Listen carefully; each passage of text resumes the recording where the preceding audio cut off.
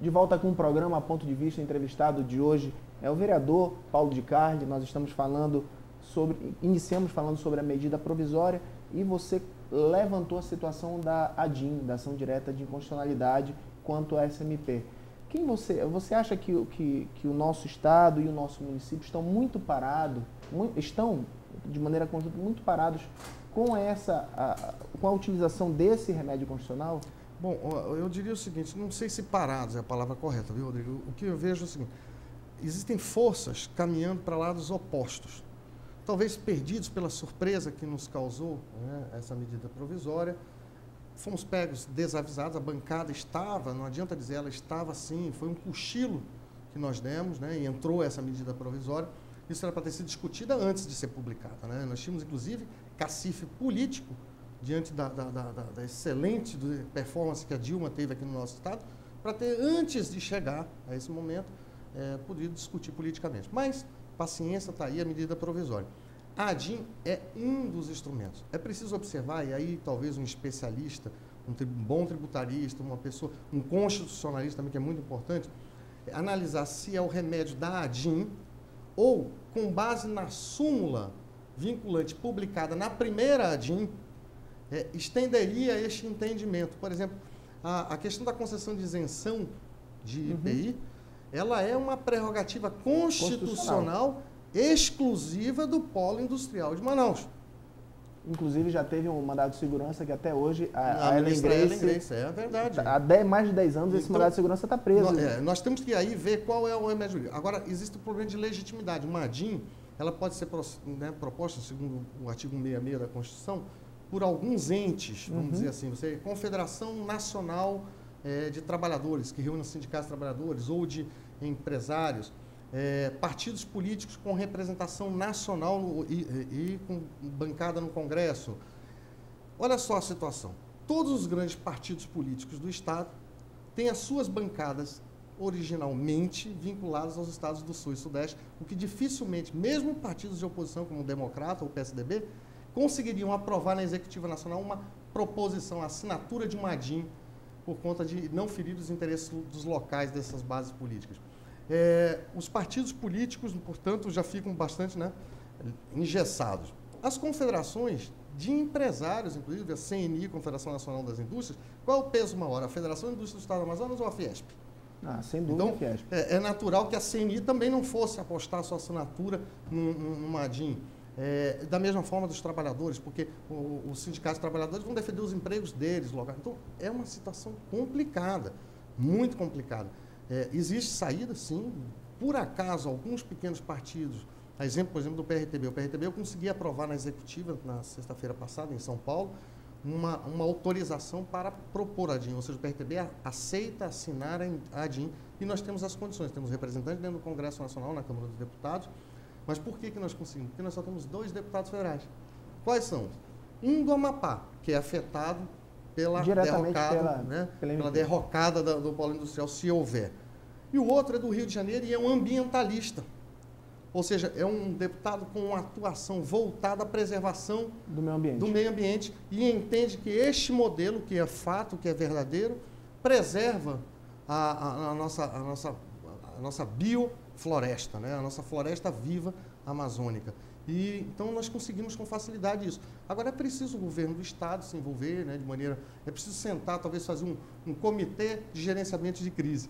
Isso é muito comum nos Estados Unidos, é muito comum nas grandes empresas. Quando há uma determinada situação, você chama um comitê de representantes da empresa ou até mesmo de consultores fora, senta e faz um comitê de gerenciamento de crise. E essa força-tarefa do Estado passa a agir de forma articulada, politicamente, empresarialmente e principalmente no âmbito jurídico. Ou seja, vamos formar um corpo de pensadores em cada com 8, 10 pessoas que possam conduzir as ações necessárias à reação.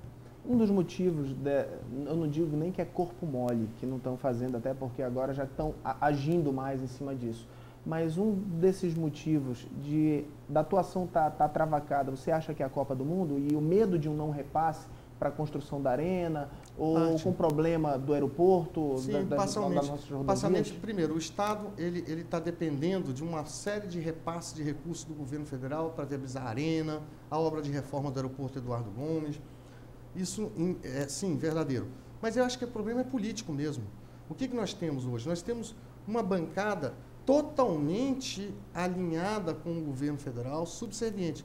Eu tenho certeza, e isso já está acontecendo, eu não estou exagerando nada, que uma determinação da presidente da República, que foi lá, inclusive a Jundiaí, compareceu lá no lançamento da fábrica, uma determinação dela, a bancada, não, vocês vão ficar quietos aqui, nós vamos encontrar outra maneira de compensar vocês, a bancada vai ter que se aquietar, porque ela faz parte de um sistema político.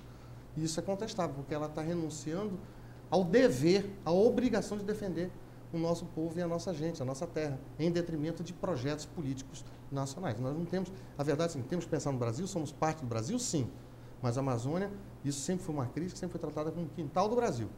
A única chance que nós tivemos nos últimos 40 anos de um modelo de desenvolvimento sustentado nessa região foi o Polo Industrial de Manaus e, nesse momento, repito, ele está, sim, passando por um processo de desconstrução. E cada vez mais nós sofremos com isso. Basta tocar na Zona Franca que você vê a revolta. Até porque nós temos várias outras saídas que o amazonense ainda não conseguiu explorar, como, por exemplo, o turismo, os nossos minerais e por aí vai. As opções de desenvolvimento alternativas ao polo industrial deveriam ter sido pensadas e implementadas ao longo dos últimos 30 anos. Isso não tenho dúvida.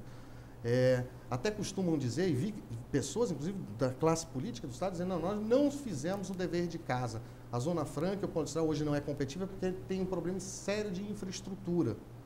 Mas, ora, vamos aqui ser razoáveis. A MP do tablet trata assim, desse produto que está sob sua mesa. Essa coisinha que dá um problema grande. O maior terminal de cargas de transporte aéreo do Brasil, um dos maiores, porque o nosso é o terceiro, fica justamente aqui. Esse produto ele não anda de navio. Esse tablet não vai ser transportado para o mercado consumidor de navio. Ele vai ser transportado de avião. Portanto, não é o problema de infraestrutura o gargalo para a viabilização do tablet na Zona Franca e no Polo Industrial de Manaus. O que nós temos que rediscutir, sim, é a infraestrutura, sem dúvida. Mas como nós vamos criar infraestrutura se não há demanda? O que eu quero dizer? Se houver um processo de desconstrução do polo industrial daqui 5, 10 anos, quando não mais tivermos aqui esse polo funcionando, de que vai valer você fazer um novo porto, um novo aeroporto, rodovias pavimentadas, se nós não temos o que escoar, o que produtos para serem utilizados nessa nova infraestrutura? Então, demanda, a necessidade e a existência do desenvolvimento econômico, que é o que nós temos ainda hoje, ainda temos, ela tem que ter um equilíbrio. Se nós desequilibrarmos, tirando essa demanda, a infraestrutura se torna necessária. Aí é que não vai vir mesmo investimento para essa infraestrutura. Até porque hoje é mais fácil, principalmente o amazonense, viajar para o exterior do que viajar para dentro do Brasil. Eu fico muito preocupado, sabe, Rodrigo, porque é o seguinte, essa discussão, ela tinha que estar um pouquinho, aí você falou aquela questão do Arthur, do Eduardo, tinha que sair um pouquinho dessa questão política, se é o A ou B quem defende. O que nós temos que nos concentrar agora é em rediscutir o modelo e, principalmente, criar um poder de barganha política. Eu ouvi também declaração de alguns parlamentares no âmbito federal dizendo que nós tínhamos que agir com sutileza. E eu fui peremptoriamente contra, de forma nenhuma, sutileza age. São Paulo, que tem 80 deputados federais e senadores. Manaus, com 8 deputados federais e mais 3 senadores, com 11 parlamentares apenas no Congresso, tem que falar e gritar por 10. Nós temos que entrar com os 2 pés na porta. E aí, repito, a DIN talvez estivesse muito mais vinculada a uma estratégia política para provocar uma negociação com o governo federal do que qualquer outra coisa. Eu, por exemplo, pergunto, Rodrigo, a Foxconn está investindo 300 e poucos milhões, segundo ela, nessa unidade. Eu passei em Jundiaí semana passada, vi lá as instalações, são muito bonitas, extraordinárias. Agora, se a medida provisória foi publicada uma semana atrás, não tinha como construir. Como é que eles construíram uma fábrica de 300 milhões de dólares em uma semana?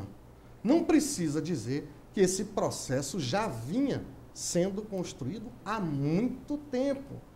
Quer dizer, quando eu falo que a bancada cochilou, é porque não ouvem, muitas vezes, o que o empresariado está dizendo. Olha, há muito tempo o empresariado vem alertando, estão desconstruindo o polo industrial de Manaus, estão desconstruindo, isso vai provocar um problema sério em Manaus. Não se iludam, a Sony, a Panasonic, a Samsung, a Honda e a Yamaha estão sendo prejudicadas? Estão, mas amanhã elas abrem lá em São Paulo. Fecha aqui e abre lá. Quem é o prejudicado e quem é o verdadeiro interessado é o povo do estado do Amazonas. Ok, fazer só agora um pequeno intervalo. Volto já já com o programa Ponto de Vista.